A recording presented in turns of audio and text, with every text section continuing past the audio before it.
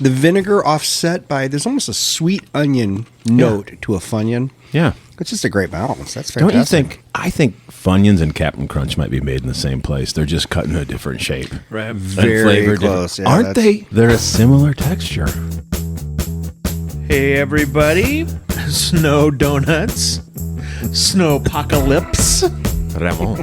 How's it going? Very well. Crazy day today. We had, in our fair city, we had it snow 3 times and melt off 3 different times. Yeah. Woke up to snow, melted off. Right. Snowed in the afternoon, melted off. Snowed this evening. It might still be out there, but it was a snowy day. Snow donuts. For you that don't know what we're talking about, snow donuts and snow apocalypse, go back and listen to episode 17. Have a good laugh. Well, boys, here we are. We're at episode 18. This is called the Reset Show. What we're going to do in this episode is we're going to reset and kind of look back on the past 17 episodes and kind of see how far we've came, see if things have changed a little bit. I think we've learned a lot. We've met some really interesting people. We've For sure. consumed some pretty great beers. Indeed. We have had some pretty okay food. We'll talk about the food.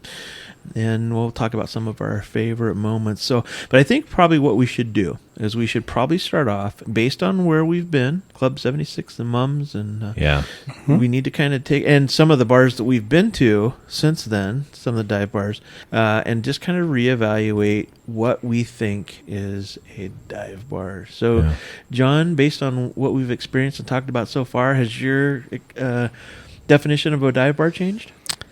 It has not changed significantly, but I do think, and I think we were onto this early on, we talked about the authenticity of a dive bar, the people, and like the community fabric that makes an establishment a dive bar. And when we interviewed Ben at Deadwood, he had a comment in that interview that I think kind of struck all of us, where he referenced the TV show Cheers, and felt like, in his opinion, Cheers was a dive bar because of the personalities and the people and the character and the heartbeat of the place. And so I would say if there's a single takeaway that's in any way changed my opinion of a dive bar, it would be that, right? And when we first talked about this in episode 1, we talked a lot about physical characteristics. We talked about things like, do they take cash or not cash, or what kind of music or beer do they have and stuff. But at the end of the day, in our travels and talking to people and between Ben and Jeremy and Doug at John's Grocery, it's all about the heartbeat and the people and the community, and that entire vibe is what, in my opinion, more so makes a dive bar. Yeah. Now, I do think the authenticity, the kind of established tradition, that's all part of that. So I think we were on track with a lot of the things we talked about. But if there's one thing that's different, I would say it's kind of that organic element. Yeah, I agree. Jeremy brought that up too. I mean, Jeremy was a really good interview as well. And, he said, we've got fancy beers. Our bar looks nice. You walk into it and it just looks like a really fancy dive bar.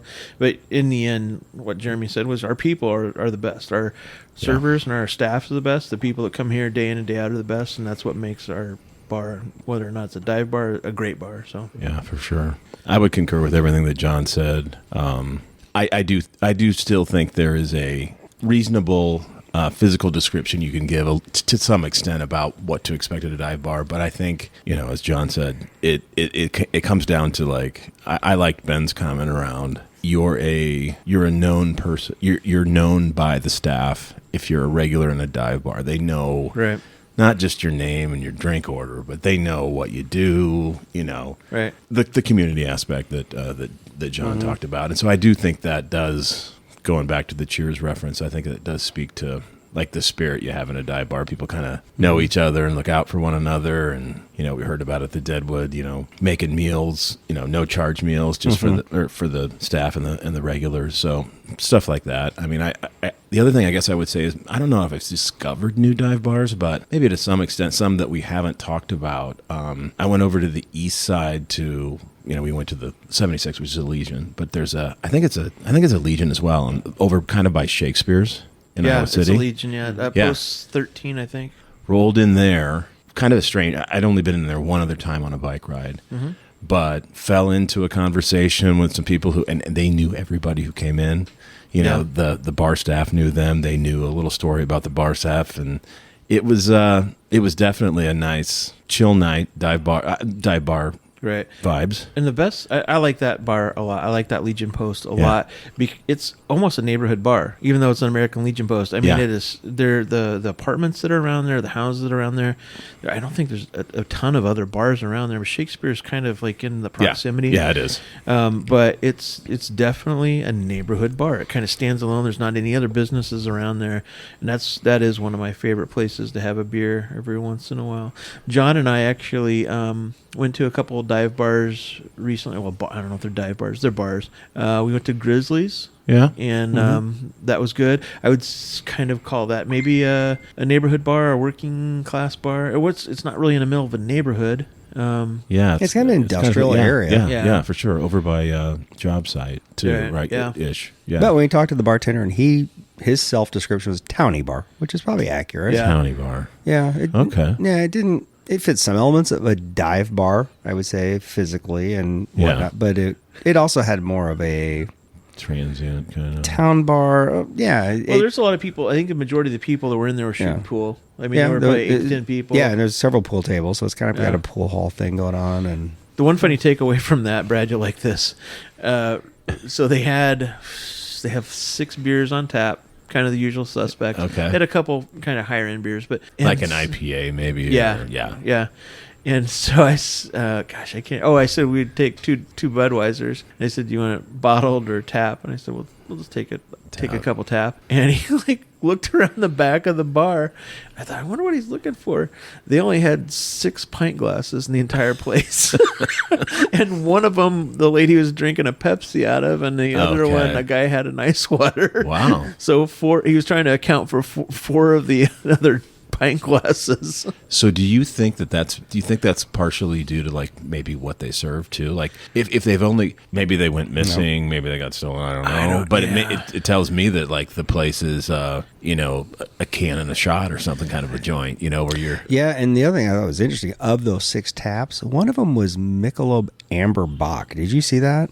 And when I saw it, the first thing I thought of was, okay, that they rolled that out like in the 90s when they kind of went through this phase. The macro breweries wanted to try to do craft beer, right? There was Red Dog, was a red ale, and Amber Bock. I didn't even know it still existed. So potentially that keg would sit there because they only have a handful of glasses and never serve. Right. So when I see Draft something beer. like that, when I always say that is the bar owner's favorite beer. I guess. I mean, that's kind of what I think of. But no, I noticed that too. That might be the last draft of Amber Bock you could get in the United States. Is it Grizzlies in Iowa City? We also went to the job site. That beer, and that place was bumping. I will tell you, it's kind of in the same neighborhood, in an industrial type of area. Oh yeah, and it did have quite a few people. It also has 8 flat panel televisions with a bunch of stuff going on. Couple pool tables, popcorn machine. Yeah. But you got to. There's a sign on that says you have to buy a drink in order to get popcorn. Oh, really? Yes, they must have had some urban woodsman issues at some points. People coming in, and we have said in the past the job site is kind of one of those bars where when you walk in, you kind of get the feeling that you're not a regular. Like everybody kind of looks around at you and size you up. Yeah, there's kind of like, oh, they're not one of us, but they kind of turn around. We did not feel welcome, but you can tell they're looking for people that they're familiar with and they know. But I do think, if I'm not wrong, they kind of appeal to bikes. They have a kind of a bike friendly vibe. I know I've done like the Tweed ride before, and that stopped off at the job site. Right. They have racks and so forth. So what I was just going to say is, most of the times I've been to the job site, I've rolled in on my bike. Yeah. As a part of a multi-stop afternoon. What I will say about the job site, which I don't know, I might say it this way. As you guys know, I like a good bad tequila. I like a bottom shelf. Right. And I don't know exactly what they charge, but I can tell you their bottom shelf tequila is amazingly bad good. Really bad. Well, that says something. And the thing is, not only is it great bad tequila, they pour it's a shot and a half, if not, it's almost like a double shot. Right. It's a very healthy pour of something that I'm not sure if it's a plastic bottle or not, but I could believe that it is. Yeah, my takeaways when we went to the job site is Ray said it was packed. It was very busy. Yeah. On a Saturday afternoon. Yeah. We walked in. The first thing I noticed, and Ray talked about this, they have kind of a surprising bank of TVs for a place like that. 50% of the TVs were on a rerun of an old Bears-Packers game because so many people there are Bears fans, which is just great. That like there's a current playoff game happening. Right. There's all And they're kinds of watching, live activities, and 50% of your TVs are the last time the Bears beat the Packers for the old salt sitting at the bar. That was one takeaway. The other one was there was literally one table not occupied by patrons where Ray and I could have sat. That table was occupied by a crock pot. Right. Oh, you walk so in, there's there you go. crockpot, Yeah, so that's one thing. And then kind of the final That's solid. takeaway I had was adjacent to the bar is a table with a bunch of chips and Yep. cheese and cracker snacks with a little handwritten sign on an index card. Let the bartender know what you take. Chips $1.50, cheese and crackers $1. You know, so it's like Pretty a self-serve. pretty close to an honor system. So that Pretty says much. something. Right? 100%. So I've got one more takeaway that was kind of funny. So I looked behind the bar and they had maybe 40 of these little 9-ounce Sutter Home wine bottles. Oh, okay. Right. Yep. And so I said, "What's the deal with these?" I mean, because the back of the bar was packed with these, and she goes, "Oh, party buses." Oh, really? Right. So it's Bachelorette's coming in or right. something, you know. So it's not only a stop for bike rides; it's also a stop on the. yeah, that tracks. So- That's good. Yeah. So anyway, what about the beers? That's going to be part of our speed round today. But has there been any beers that we've? Oh man, yeah. There's been a lot. I mean, there's been a lot of not only on air, Right. but in between shows. Lots of good adventures with a lot of good. We actually had a Deadwood Tang bomb at the Deadwood that was made by Ben himself. Ben himself, and you guys take Which Sally, I think Ben would probably admit that Sally might make a better bomb. Yeah. She is the bomb in that place. Yeah. But That's one thing I've learned. Yeah, for sure. And little showbiz hint there. We recorded the interview with Ben in the morning on a weekday, and he started us off with Tang bombs, which, you know, we were obviously willing participants, but that wasn't really on the agenda because we were treating it like a business trip. Yeah. Right. It turned into like a dive bar situation. But Yeah. We learned that you guys smuggled in episode 5 or episode 6. You smuggled Tang into the Czech Republic. Sure We did. did. And spread the good word of Tang Sure bombs. did. And Yeah. that was a lot of fun.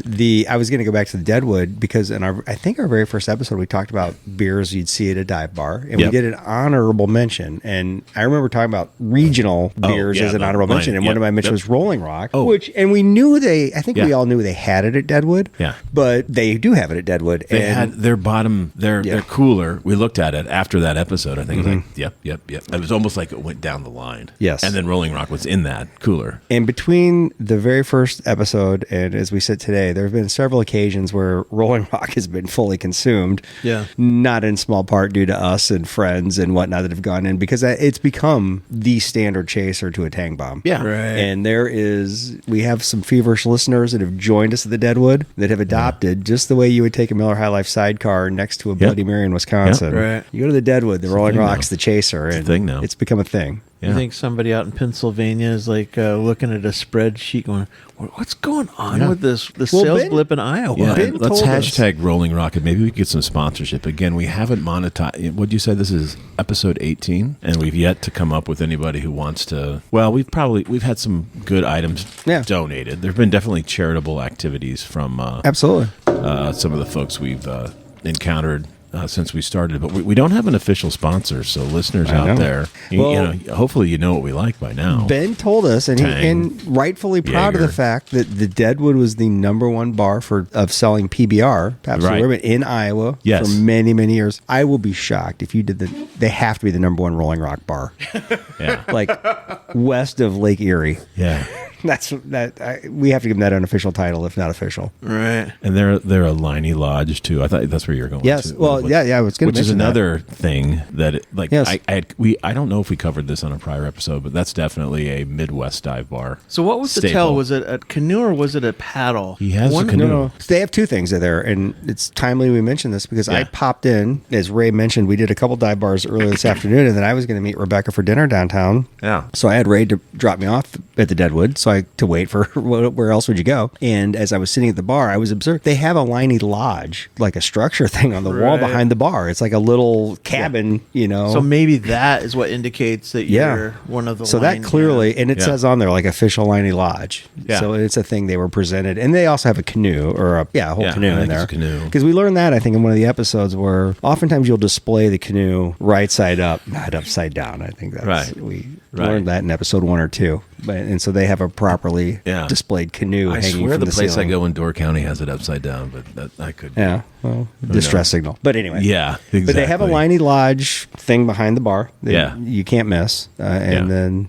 I think just talking about memorable moments too. I kind of lament, or I don't lament, but I wish that Mummies, after talking to Ben, Mum, who kind of grew up in Mums, and like I think that we're missing that bar. I love those stories, and I just remember, and I don't know, we might have talked about this. I used to go in there before I was even legal, just when I was tailgating with Washington County folks. Right. And they'd stop at Mums and they'd drag us in. Yeah. And it was wall-to-wall people, and it was great. But like I wish we could ride our bikes there. Yeah. You know, based on kind of the For way sure. Ben described it, and a little bit of like my vague know. memories. And you told some pretty good stories about having been to Yeah, Mums. no, it's a big rugby scene, and Yeah. I know while we're talking about things on the wall, Jeremy, who I know listens, Navy beat Army. They did beat Army. Yeah. I should take that flag on behalf of my grandfather and tell him to display it. But Yeah. Jeremy, if you walk in the post someday and there's a Navy beat Army sign, I think you might know where it came from. That's right. I don't know, man. We got to keep ourselves in good graces with Jeremy. Let's not. No, let's but- not do him dirty. I'll tell you what, maybe we plan a trip with Jeremy to Army Navy next year. Oh, that'd be great. Wouldn't that be so much fun? It's in New York. It's 25th remembrance of 9/11. So there's going to There be you all go. kinds. The whole game and all the events are going to be around that. Yeah. And It'd be a fun game to go Something down Jeremy with, yeah. Yeah, that might be Maybe somebody do a to- dive bar episode from McSorley's. Can you imagine? Oh, Be great. oh, And that brings a good point. One of the great things in the 17 episodes that we've been doing this, we have an army of followers that are pretty feverish that send us content, emails, text messages, all the above, of dive bars, recommendations, things like that. I thought it was kind of funny. Episode 1, you referenced, Ray, sorting out a tourist bar from a dive bar in places like Breckenridge and Moab. And we had a listener sending me, because my family did a ski trip recently to Breckenridge, and I was provided with some stuff from a listener of, There you hey, go. here's some authentic, off-the-grid, true dive bars. And so it was fun to visit those things and get those recommendations from some of our listeners, which is awesome. Keep them coming. we don't need sponsorship. We just get tips like that on Right. super Yes. solid dive bars across the USA. We do have great listeners. It's always fun hearing from you. In our, what was it, our episode 6, the Big Check Vacation. Oh boy. How to keep a Christmas carp alive in your bathtub. Yeah. And that's the episode that Bob Manolino asked the question, did you and John sleep hole to hole or pole to pole? Right. Yeah, that was the first time I'd heard that Me expression. too. I mean, Yeah. but Bob, that's just Bob. He has all kinds of great stuff. Did he ever do time? He is not. Bob was in the Army, or he was? He's an engineer. I don't know how to explain Okay. that. If not, he's got nothing on a week with Brad. Right. My friend had a Oh, friend right with you anytime, Bob. also point out that the episode 17 snow days about the apparel, he said that the principal's kid always had the best gear because they got it from Lost and Found. Right. Yeah. Just so happens it fits. Right. Yeah, it looks a lot like my hat. Well, it's not. That's crossed out and says Dunlap fair and square. Right. All right. So what else did we learn? So Well, I'll tell you, here's something that was a real key takeaway for me, because since we started episode 1, I've really tried to pay attention when we visit dive bars and when we travel and seeing the things, because we did an episode where we talked about things you'll find in a dive bar, and I got to tell you, I still have not found a cardboard cutout of a Formula One driver. You're kidding me. there's even been, since we started this, a major motion picture about Yeah, F1. NASCAR. Right. Or F1, yeah. Yeah. Yeah, so I feel like I ran across Elvira recently. I think it that's was right, digitally. because we pivoted Elvira from the Formula One driver. Yeah. Yes. Yeah, there's an Elvira out there for sure. Sure, I was Yeah. happy. Yeah. That was Lots of from good stuff. That was from our marketing show. What was that? That was episode 2. Oh, yeah. Is that our ad campaigns? Brought and out the marketing? Lowenbrow jingle. I sing that to my, like, I find myself. I have a Lowenbrow story. I don't know if I Let's even have it. shared it on the pod. Bring it. Well, and it was the most recent trip that I had. We talked about in the last pod when I went to London and stayed for the weekend. And Nathaniel Green, avid listener of the pod, who took us on a wonderful tour of pubs and a gin speakeasy and stuff in London. And nights like that can often bleed into more than you want to. We ended up at a casino about 3 in the morning, and the casino had Lowenbrow on tap. I hadn't seen it on tap anywhere, so it was a fantastic. Wow. Yeah, I had a draft of Lowenbrow. I completely forgot that I wanted to share that after we You got slipped back. into a quick 3-piece wool Yeah. and suit. Did you and put yourself in a corner sport booth? coat. I know. Yeah, Had right. had the biggest steak they had. Well, 6 steaks around the booth. yeah, I took all my steak money and put it on black on the craps table, and whatever. I could barely afford the next Lowenbrow. Were you any more successful over in England? No, No? Different time zone? I went from governor to peasant in a heartbeat. Got to sell a lot of prostate biopsy needle guides. That's too. right. Fun that habit. So, in episode 4, my big takeaway was Van Morrison was not born in Nope. Brad's mom's house. Unfortunately, no. What do you call him again? The Belfast Cowboy. The Belfast Cowboy. Yeah, Van the Man, for sure. Well, that was the boys do shots, so you don't have to. I think the biggest takeaway from that was the Belfast cowboy here at the table did not know how to make an Irish car bomb. Oh, I know, right? But That again, was- excusable because that's I would not like to truly have that Irish. stricken from the digital record, but I know it's Yeah, it it's might already live in out there. infamy. So So just not to put you on the spot, but you want to take another shot at what's in the Irish car bomb? yeah, the main ingredients Jameson. Okay. Yeah, and then it's Bailey's Irish Cream, I believe. Yeah.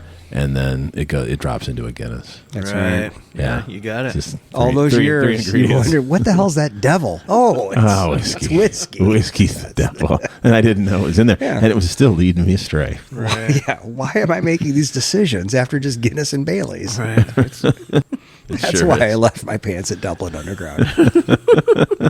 Actually, Dublin is a place that we haven't. That's a good point. That's a to-do. Yeah, it is. That's a to-do. Nope. Speaking of Dublin, one of the things that came up on it was at one time Dublin had a very active cigarette machine. We wondered if cigarettes were still sold in dive bars, and the answer Yeah. to that was Yes, it is. Yes, they yes, are. they are. Yeah. You can get So them. both the Deadwood and Joe's Place had cigarettes. At the Deadwood, they have a special display built. It's, I believe, at this point antique that they bring in cigarettes, and then at Joe's Place, they still have a cigarette machine where you have to walk past the bartender. It's not actually a cigarette.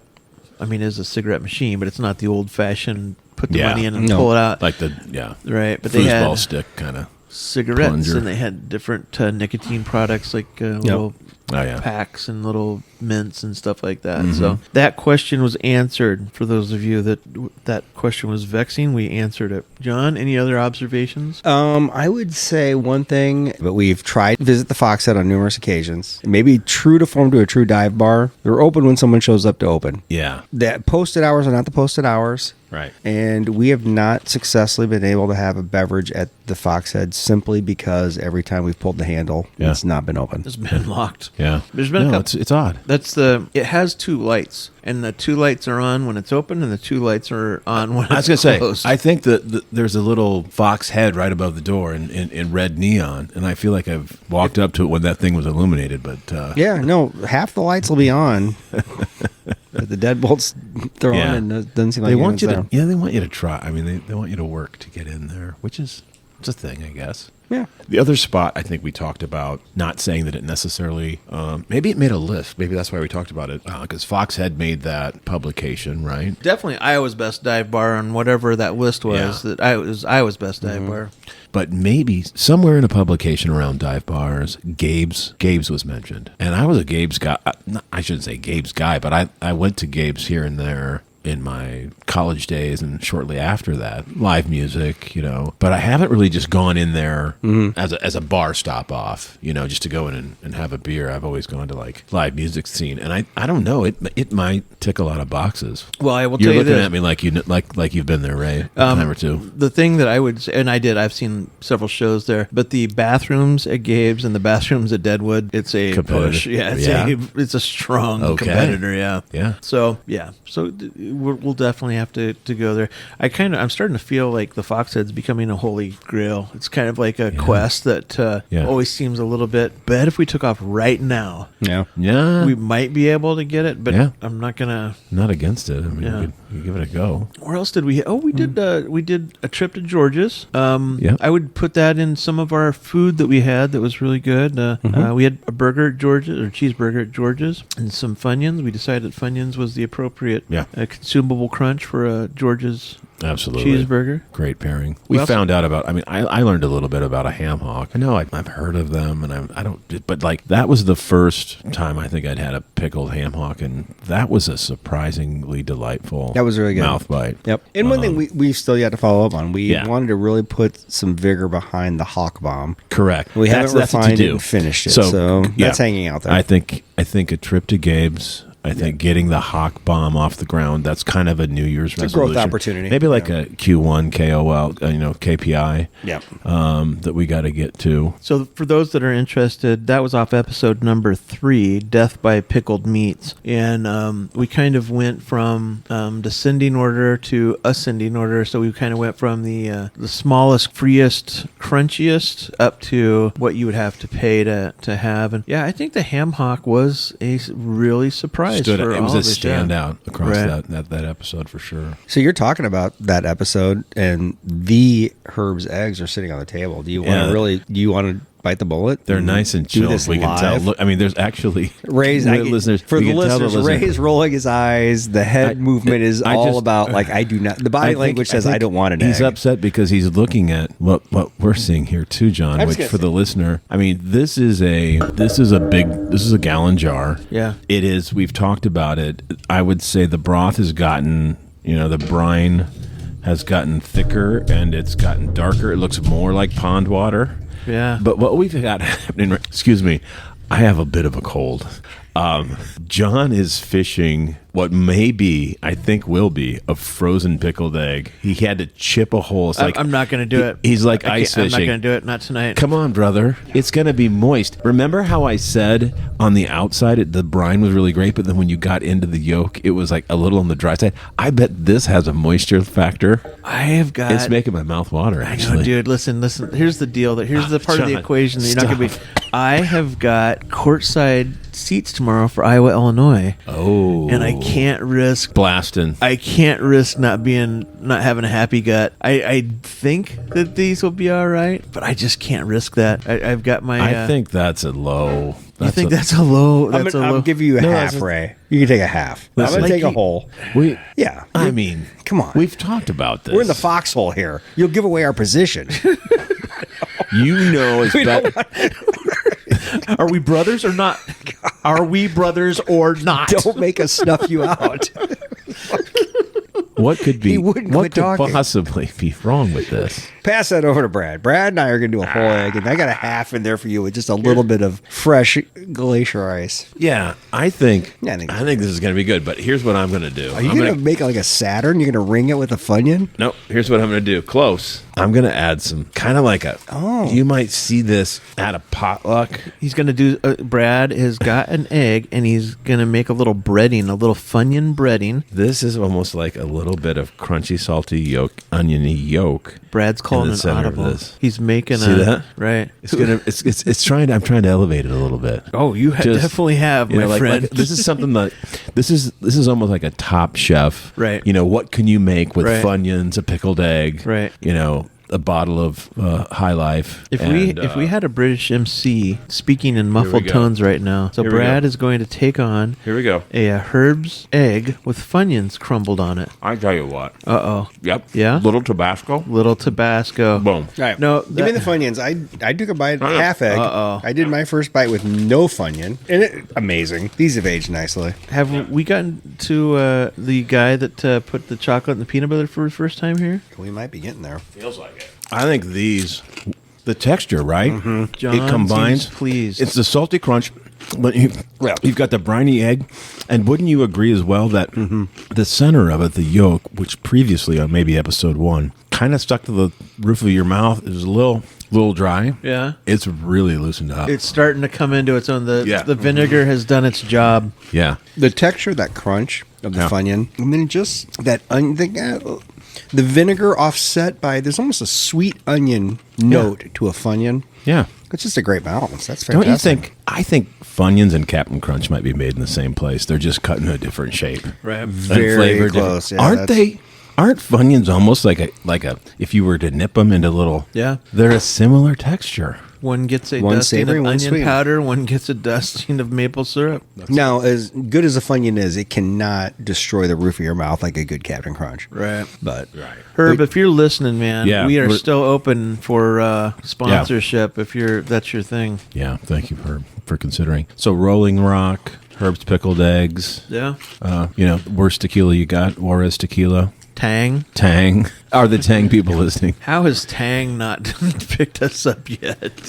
Are the Tang people listening? Right. You think the Tang people got on the phone with the Rolling Rock people and said, "Hey, listen, we've found an unusual correlation between Tang sales and Rolling Rock sales. You know anything about that?" Do you think Van Morrison might come through town? Is there any possibility he would come to the Englert or Hampshire? I don't know. We'll have to look and Belfast see if he's Cowboy? still alive. Oh, he is. Is he? He's still going. well, you talk about the Tang consumption. We literally used an entire packet of Tang every tailgate this fall at our tailgate because people were lining up for Tang bombs. Right. So the Hy-Vee in Coralville, I guarantee you, sold more Tang in the last 12 weeks. And We they've need sold- more metadata associated with kind of some of the trends in the area. Right. So if you could talk to some folks in statistics and have them get back to us, that'd be great. I will say that there have been a couple people that have bought Malort because of our show too. There you go. They're now Malort sitting sales. with a bottle of Malort with only 2 shots out of it. John's Grocery went through some stuff, I think, Yeah, legitimately. Yeah. We've moved the needle. Yeah, so We have probably, I don't think it's an exaggeration to say we have increased consumption of Tang in the Czech Republic by 1,000% absolutely. in literally only 4 months of podcasting. Right. That kind of international appeal is not something we expected when we first got going. No,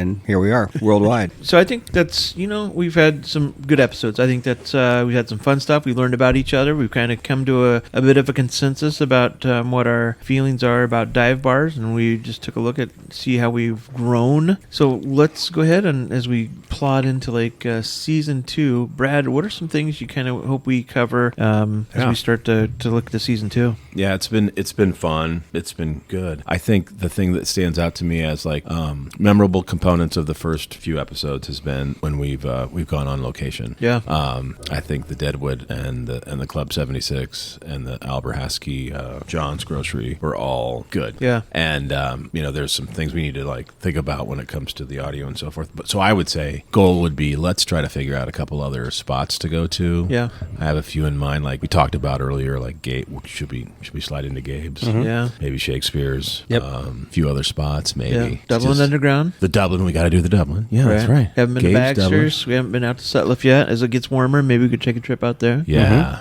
yeah, absolutely. So there's plenty of places to go, and I think guests on the show were standouts for me. So I would hope we could do this. I don't know that I've necessarily got a lot of names lined up, but we've kicked around some. Yes. I think And then- both Dave and Rick Zolo would be somebody we'd want. So For sure. if you know Dave and Rick Zolo, let them know that they're on our radar. And talk Absolutely. about music scene during the Yeah. 70s and 80s. And definitely Yeah. Dave's been in a couple dive bars or two. Exactly. Performing. And that's the other thing I guess I'd say, Ray, as far as maybe a topic we could go into, because we've talked about television ads and we've talked about classic movies and we've talked about, beer brands and so forth. One of the things that we all appreciate, and you especially, Ray, is putting together playlists. Remember when you used to make mixtapes? Like, could we have a mixtape episode or a best concert you went to episode or something to do with the music of our times? Yep. The best movie songs from movies, which I think there are some classic 80s that stand out immediately. Right. Like something that direction might be kind of fun that I think we'd all have For sure. a perspective on.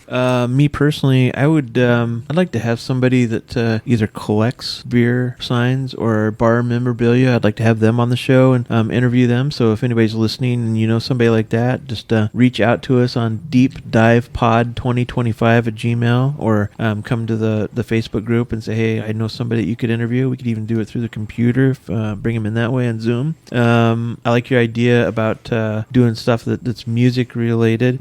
I think a trip up to Dubuque would be cool to do some of. I mean, Dubuque has got a ton of dive bars. Yeah. And then maybe if we hold it together after that many dive bars, we could slip over to East Dubuque to go to Supper Club. Oh, yeah. They've got a nice supper club up on I'd the be hill all there. about that. Absolutely. For sure. John, any wishes for you? Yeah, I think expanding the radius a little bit.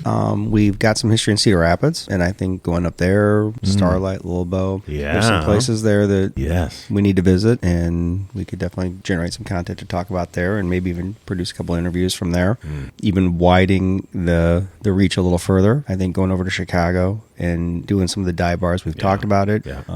We've got some people over there and some connections to some dive bars there, so I think that would be a fun thing to do. And then without teasing any guests, I think we've kicked around some ideas of some potential guests that are related to topics we've talked about, dive bars, era of our time, and stuff like that. That I think we could provide some unique content around some of those interviews. So if we can get some of those lined up, and then back to Iowa City specific, there are some other iconic Iowa City businesses we've referenced before on the pod, but I think we also there's some people and families involved in those businesses that would make very entertaining interviews that we should do. Yeah, I agree. And of course, there's going to be at least one Ragbri episode. Oh, yeah. Where we drag out some of our old stories, and so I mean we reference Ragbri quite a bit. So there'll be a Ragbri episode too. So Oh, for sure. The route's coming out, or when? Next weekend I is it think. next weekend? Okay, yeah. So it'll be interesting to see where. Did they still do the route party and all that I think hoopla so. around I that? think so. Yeah, some of the guys on my team have actually gone. Well, Ray and I were at it and rendezvoused at El Bait Shop one year. Remember that? Yeah. It was a great time, Yeah. and it was a good night. Yeah, we'll in have Des Moines. some team solid representation, I'm sure. Right. So, well, hey, thank you everybody for sticking with us here, and hopefully we're going to have some great shows coming up in 2026. So without further ado, our speed round this time is a bit of a taste testing. So John's wife has provided an array of numbered glasses here in front of us, and our speed round is we are going to try to identify and we are going to king the best tasting or most delicious dive bar beer that we identified back in episode number 1. So without further ado, let's get the contest underway. All right, so back in episode 1, one of the things that we discussed was what we thought were the beers most likely be on tap. So Becky and John have taken the 6 beers we identified as being dive bar beers. They have blind sampled them, so we have glasses 1 through 6 in front of us, and they're kind of laid out in front. So we're going to taste each one of the beers 1 through 6, and then we're going to put our rankings down, what we thought they were, and then we will have a big reveal on best or worst to best, and we will find out what we think is the best dive bar beer. Right. And I think to clarify, we should say delicious to most delicious, because they're all going to be wonderful. There's no such thing as bad wonderful beer. nectars that you would get at a great dive bar. Yeah, no, it's I always glass half full with you, John. That's right. Well, I think this will be an interesting exercise, because I think we did a top 5 in episode 1, Right. and I think we all are a little predisposed to what we think is potentially our favorite Right. macro dive bar beer. But this is Sure. blind. This is Yeah. going to put that to the test. No and branding. Is what we think our favorite's the favorite, or are we Yep. going to be surprised? Yep. So let's find out. So wait, before we go, Brad, we're going to take one sample, and then we're going to come back and do it again. So don't shoot it the very first Right. time like you All right. always do. Thank you for that guidance. And Becky I will. poured the sample, so they're all about 6 ounces as opposed to the Dunlap, like 32 ounce. Let's try tall boy. Right. All right, here we go. Why don't you go grab your first beer, number 1. All right. Ready? I will say, as you look at these, because they're all in clear glasses, the different color hue is pretty noticeable. A lot of them, they're all in the gold palette, but there is especially one that is way more pale than the others. Number 1 is a pretty rich gold color. Okay. So Okay. just to reset on we can offer up what we think it might be, and then we're going to rank them against each other. What I think what we're going to do is we're going to do with 1 to 5. 1 being what, John, the best, and Yeah, so rank what we'll do is we rank them, put them in order from best to worst. Okay. Okay. All right, so And there is some palate cleansing water here that Rebecca is providing us if you Perfect. want to do that. Ooh, some of these are going to be hard to distinguish between. We got some melding flavors, very similar flavors. Yeah, I don't know if I like the ones at the end because I'm starting to get a little. It is interesting. It's a recency bias. Well, we've done this exercise before, like there's like Christmas beers and some other and those will all be very unique. Mm-hmm. So you'll get really different. There's a lot of similarity crossover palette here. All right, so we're going to go through it one more time, and we're going to this time we're going to sample it. We're going to take a look at it. We're going to describe it a little bit more, and we're going to kind of get it. Start pitting it in where we rank it. Yeah. Are we going to go 1 through 6 in order? Yep, 1 through 6. So we'll try number 1 first. All okay. Right. And I would say number 1, color-wise, is going to split right down the middle of these as far as amber hue. Mm. Not the lightest, not the darkest. Right. So, 0 on the nose. Right, 0 on the nose. It smells like a draft beer. Right. I'm going to try to guess it. Yeah. What that is. That's what I've been doing. What it is. It's maybe got a little sweet finish. I don't know if I've got the best. Okay. All right, so now we're going to go to number 2. Okay. Number 2. It's this is the lightest definitely in color of all of these. Yep. Yeah. I would say it is the lightest and the sweetest. Yeah. And I feel with a high degree of certainty I know which beer that is. But I've got a good beat on it too. Okay. 3. Well, number 3 is yellow. Yeah. Yeah, it's It's darker than number 2. Yeah. Right. And probably darker than number 1. Yeah. Maybe a little more malty. Wow. Okay. Now we're on to 4. 4's kind of got more of an orangey vibe. Yeah. Like I if you would gave a say. sample after a half marathon, that's what it would look like. Yeah. Mm-hmm. And then 5's a little lighter. Well, 5 feels very quaffable. It's very mild.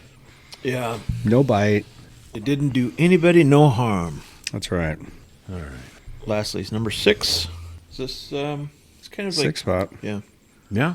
I don't know if it's just like I said, recency bias, but like I'm enjoying that. You enjoying 6? Yeah. Mm-hmm. All right. So, Becky, if you wouldn't mind, what we'll do is we'll go through. We'll each read off what we ranked it as, and then you write it down, and we'll divide it by 3. See if we can come up with a. All right. So my number 1, I said was a number 2. Okay. As far as so, number 1 being the best or most delicious, and number 5 being the least delicious, I said it was a 2 in the deliciousness quotient.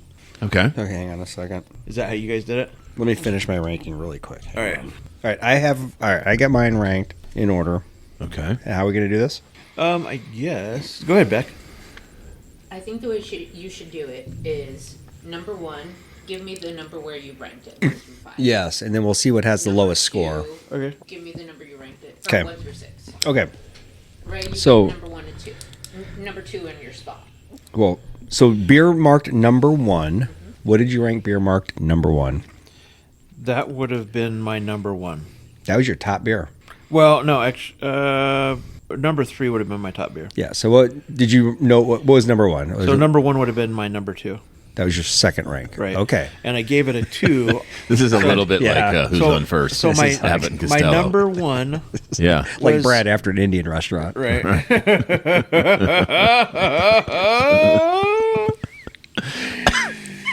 Okay, so my number 1 was my number 2 overall. As far as flavor quotient went, I gave it a number 2. Now, just to tell you, I have none of these received a number 1 on my flavor quotient. Oh, you did like a separate little ranking of Right. like So I did. flavor? I've got 2 number 2s, and I've got 3 number 3s and 1 number 4. Okay. But you did rank them, like, I think, in order of, like, gold, silver, bronze down the line. Yeah. Okay. So beer marked number 1 Is was my your second best beer. silver medal. Right. Okay. Beer marked number 1 for me was my 5th ranked. That's What- the same for me, John. 5th? Beer number 1 is in 5th place. So beer number 1 gets a score of 11, right? 2 5s and a 12. 2 5s and a 2? Is that what it was? Okay. So 12. Dirty dozen.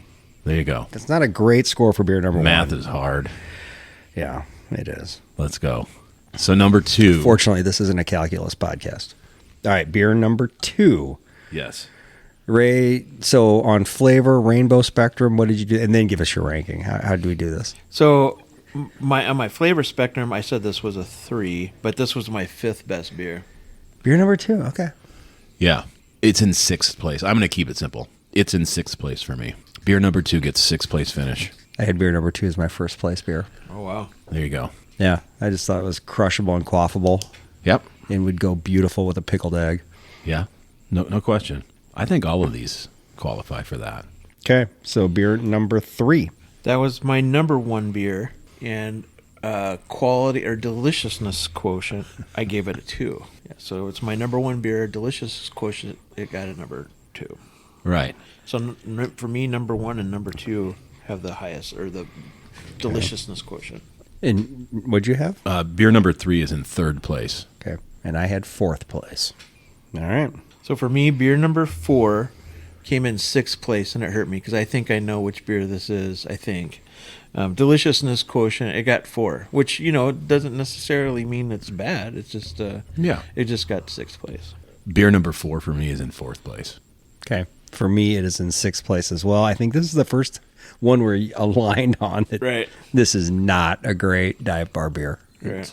I've got them all. I've made a guess And I do as to what think- they are, and I'm withholding my. Yeah, same opinions here. And I think we're going to be disappointed because I think we're going to like the brand of this beer, but we're not going to like the result of it. Right. So my number 5 is, this was my number 3 overall beer, and this received a 3 on the deliciousness quotient for me. All right. The 5th beer is my 2nd place finisher, the silver medalist of flavor for me. And I am aligned with that. I had it as number 2 in the silver medal pocket as well. So I think this is a beer that we universally agree is pretty good. It's going to be embarrassing when I unveil my things. So lastly, number 6, this was my 4th beer overall, and it was a 3rd on delicious quotient. Okay. The 6th beer for me came in 1st place. Wow. Came in 3rd for me. It's my winner. All right, so let's aggregate ranking. Rebecca, you're going to be in charge of the math since we already determined that it was going to be a struggle for the rest of us. Right. Or me. And me. And Brad in 25 minutes. Now, Yes. Rebecca, you're doing our beer, not Ray's delicious ranking. We do. Right. Okay. Do we have Jeopardy music we can edit in here? I'll throw some of that in there. While she's doing that, do you guys want to do a quick spontaneous one topic speed round? That Okay, I prepared go ahead. for you. What is it? Okay, I'm wearing a sweatshirt. Right. And I'm going to challenge your Gen X card status. If you can identify what this sweatshirt's from, and for people listening, my sweatshirt says Lane Meyer, K-12 champion, defeated Roy Stalin on one ski, Greendale, California. I got it. 1985. Pretty sure. Oh, was it Uncle Buck? Okay, you said Uncle Buck. Hot dog. Oh my gosh. What is it? Rebecca, do you have a hatchet? We can chop off a corner out of each of their cards for Gen X. It's a ski movie It is a with. ski movie. Now, and it plays well because it not only is a ski movie, but some would say it's a Christmas movie that we didn't talk about. Okay. And there are people, I guarantee you, that are going to listen to this and are Is like, John "Oh my Cusack God." in this movie? John Cusack is in this movie. So I just got the title wrong. I know the image there is John Cusack on one ski. Okay. French bread, French toast, French fries. Yeah. I'm coming up short on the name. In our house, we speak the international language. Love, the international language of love. No, Is this no one the has one it. with the two? I want my $2. Gee, Ricky, I'm sorry, your mom blew up. I want my $2. So now I'm in the wheelhouse. But Do I you don't know? Better off dead. Yes, there it is. This mountain that is hurt. pure snow. Do you know the street value of this mountain? Yeah. Lane, I've been at this high school for 8 years. I'm no dummy. All right.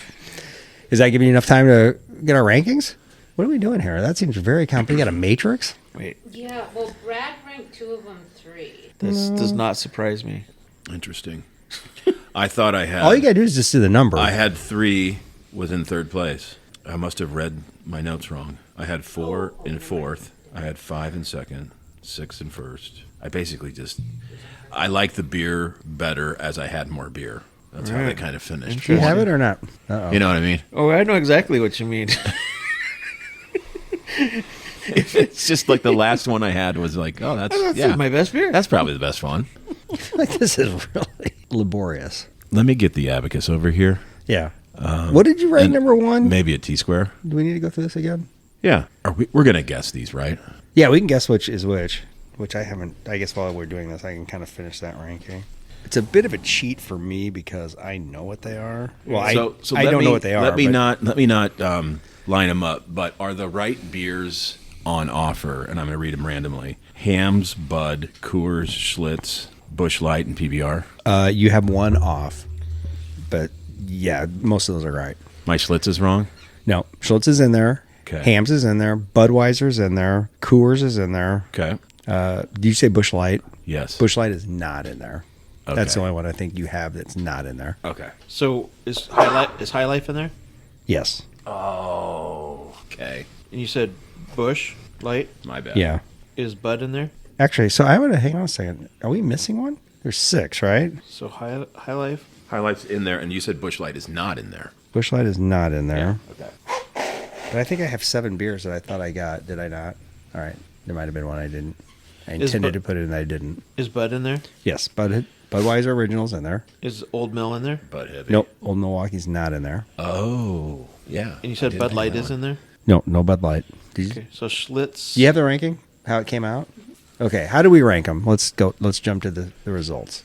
What was the top ranked? Oh no, let's go bottom 6 to 1. Oh, number 6, like. So that should be the one that highest has score, the highest point total. Okay, that would be number 4, Yeah, we talked about that. What was the point total on number 4? 16. Okay, 5th ranked. See? Mommy and Daddy are fighting. Mommy and Daddy are fighting. How the Bears doing? Second God, the monsters in highest Midway. was a tie. Okay, it was a tie. How many points? 12. 12 points. Number 1 and number 2 tied for 12. 1 and 2 tied with 12-point total. Okay, next lowest point total. Lowest or highest? Highest. Are you sure you have that right? Because they're in the exact order of the beers. Are you sure that's Just correct? trust me. Okay. Number 3 got a 10. Okay. Number 6 got an 8. Okay. And number 5 got a 7. Okay. So the highest number is the one that is Okay. not the fave. Yep. Beautiful, but not Okay. glorious. Okay. Right. Down to 7, which is Quaffable, glorious but not resplendent. Okay. All right. and slammable. Right. Okay. All right. If you wouldn't mind pouring Okay. all the All beers new. again. Yeah, we need 7 of the fresh. Okay. No, I'm kidding. This is going to be 45. Well, no, it's going to be way more than that. It's going to be like 90 minutes of work for you to edit this. But That's right. Here we go. All right. So our highest rated dive bar beer was what we had in our glass as we're going to go lowest to highest. Right. Sorry. Lowest to highest, right? Right. Number 6, beer number 4. Beer number 4 was what we rated as the lowest of the great dive bar beers. The least delicious dive Yes. bar beer. Now, would we like to take a guess of what number 4 is on a dive bar beer? I can offer what I wrote down. I wrote down Schlitz. And I also wrote down Schlitz for beer number 4. I can Great. see that being Schlitz. What Okay. was it? Well, we think it might be Schlitz. Beer number 4 PBR. is PBR. Okay. Okay. All right. It's supposed to be the delicious. That Okay. was the blue ribbon beer of the Chicago World's Yeah. Fair. Correct. Marketing, yeah. Okay. Our next rated, we had a tie. Sorry, hipsters. Beers 1 and 2 in our glasses tied Yeah. for this spot. Yeah. So I guess let's start with beer number 1, which I guessed was Miller High Life. I guessed beer number 1 has already come off the board. I thought that was PBR. Okay. I had High Life too. You had High Life too. Okay. Schlitz. That was Schlitz. Okay, there you go. I mixed up my PBR and Schlitz. Fair enough. Can happen to anybody. Beer number 2, which tied in this ranking, which I personally had as my favorite of them all, and I thought was Hams. That's what I thought beer number 2 was. I know that this isn't in the offering, but I wrote down Busch Light. Now knowing that Miller High Life is in there, I think that was the Miller. Okay.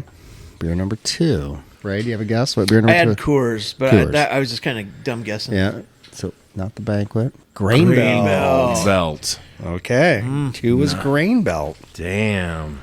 Okay. Nice. Nice touch. Didn't think of that one. Solid. The next one, beer number 3, correct? Yeah. Beer number 3, which I guess was PBR, which we know it's not because we already revealed PBR.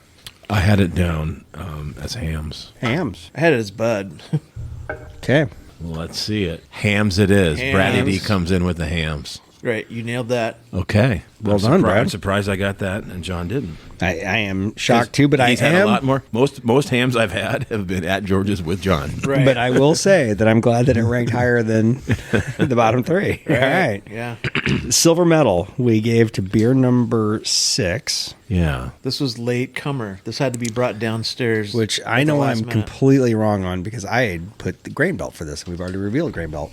And I have it as banquet, course banquet. Okay. And that wasn't in the fray, we've determined. So it's not that It's either. not that. So this is probably got to be the High Life. Okay. High life. You High got life it, Ray. it is. That's well solid. done, Raymond. All right. Well done, Raymond. Well, that leaves us with our top rated beer. And I think it's going to, obviously, it's going to be appropriate because I think we all know what it's going to be at this point. Well, I don't, Yeah. it's my, Yeah. Number 5. Yeah. I had it as Bud Heavy. Yeah. And we're right. I had it as Bud Heavy as well. And that came in. Budweiser came in as the king of beers. There you go. America. America.